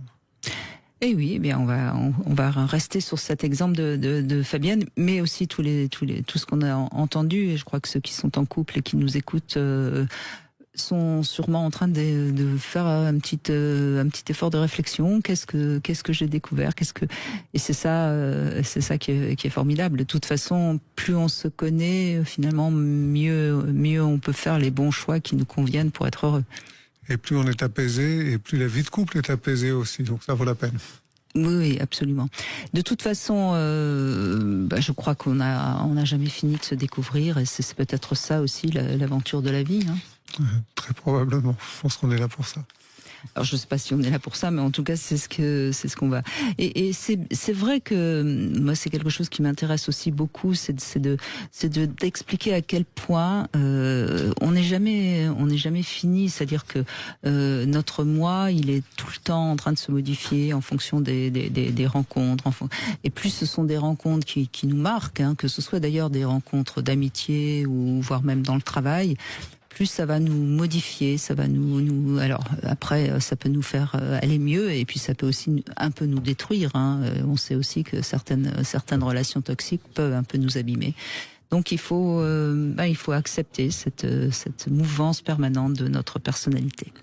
Merci en tout cas Guillaume de Brébisson. Tout de suite vous retrouvez Alexandre Delovan pour C'est votre avenir. Et demain on sera avec Sandy Boulanger et on va parler du corps, le corps qui ne ment jamais.